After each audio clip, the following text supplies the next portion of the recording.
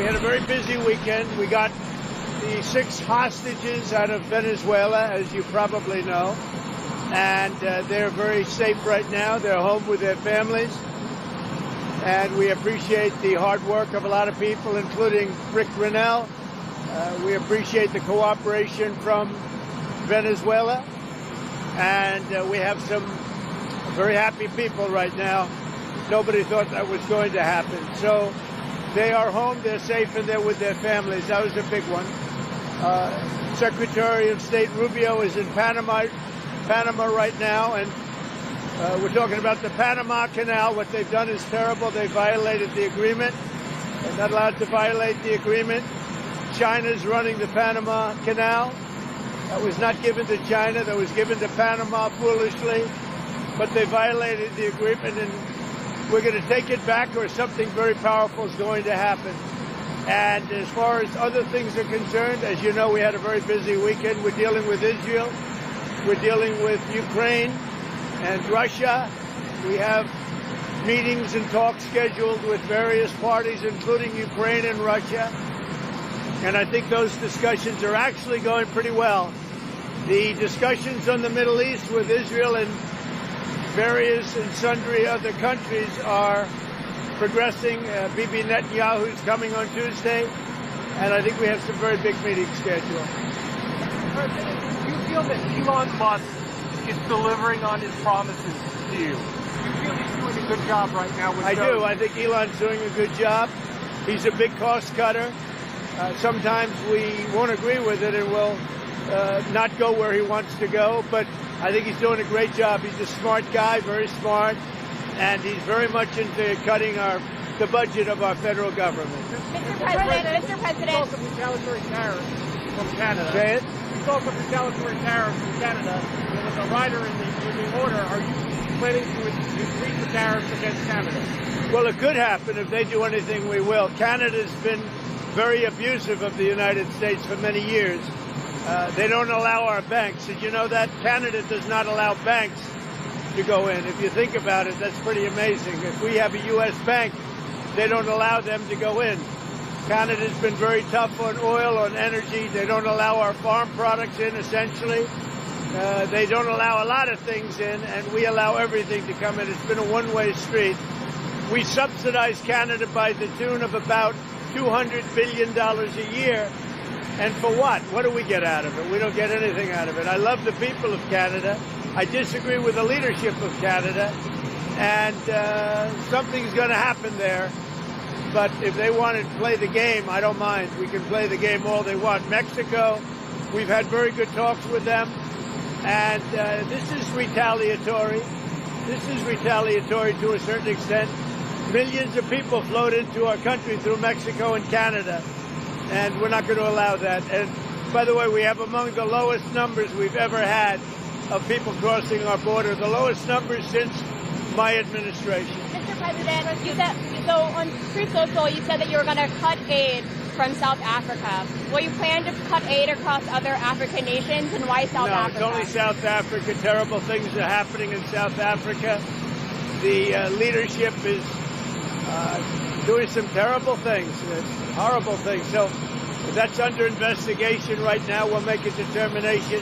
And until such time as we find out what South Africa is doing, they're taking away land, they're confiscating land, and actually they're doing things that are perhaps far worse than that. And on the Fed Chair Jerome Powell, he held rates. What's your reaction to him not changing the rates? What did you say? Fed Chair Jerome Powell. The Fed meeting was this week. He held the rates. He didn't cut them. No, I'm not surprised. I think holding the rates at this point was the right thing to do. Mr. President, which country will be next on tariffs? Would you consider taxing the UK, for example? Well, we're going to see what happens. It'll happen. But we're going to, we'll see how things work out. It might happen with them, but it will definitely happen with the European Union. I can tell you that, because they've really taken advantage of us. And you know, we have over a $300 billion deficit. They don't take our cars. They don't take our farm products. They take almost nothing. And we take everything from them. Millions of cars, tremendous amounts of food and farm products.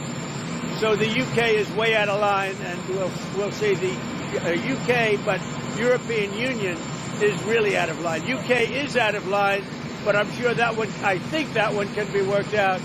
But the European Union it's an atrocity, what they've done. Prime Minister Starmer wants a closer relationship with the EU.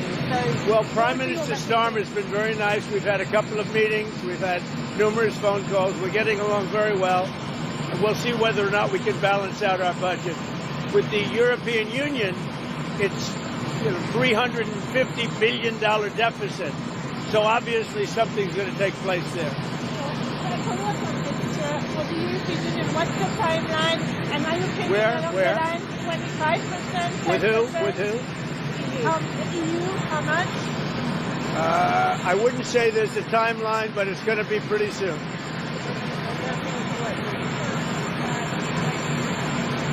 No, I'm not concerned. We may have short-term some little pain, and people understand that. But long-term, the United States has been ripped off by virtually every country in the world. We have deficits with almost every country. Not every country, but almost. And we're going to change it. It's been unfair. That's why we owe $36 trillion. We have deficits with everybody. We help everybody. We've been helping everybody for years. And to be honest, I don't think they appreciate it. So we're going to change that. We're going to change it fast. We're going to make America great again. We have to focus on our country. We have tremendous potential if properly used, and we have to focus on our country. Tremendous deficits with China, tremendous deficits with the European Union, tremendous deficits with Mexico and Canada. And why? What's the purpose of that? Why would we have deficits? And you look at, if you look at pharmaceuticals and drugs, if you look at various products, it's much cheaper in other countries. We're not going to allow that much longer. We're not going to take it.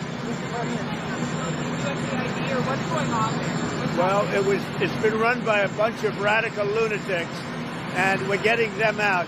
USAID, run by radical lunatics, and we're getting them out, and then we'll make a decision. Mr. President, have you spoken with anyone from Canada or from Mexico? I've spoken with people from Canada. I've spoken with people from Mexico, and I've spoken to a lot of other people too. Prime Minister Trudeau or...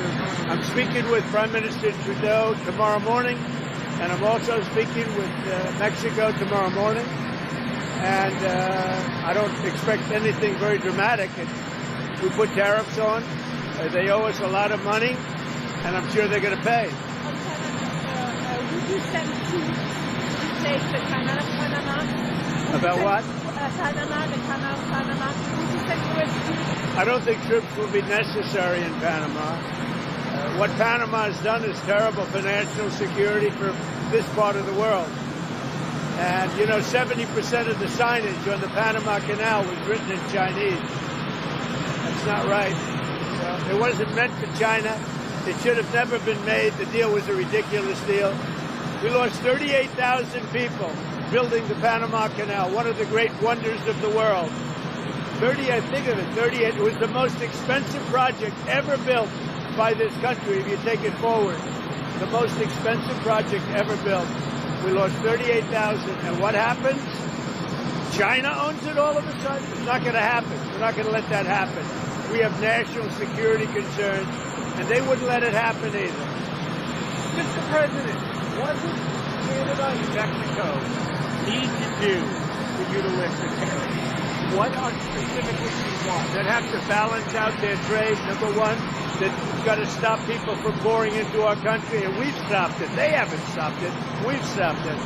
They have to stop people from pouring in, and we have to stop fentanyl, and that includes China. Fentanyl has killed, this year, at least 200,000 people. It's pouring in from China through Mexico and Canada, and they've got to stop it. And if they don't stop it, the tariffs are going to get worse, a lot worse. Mr. President,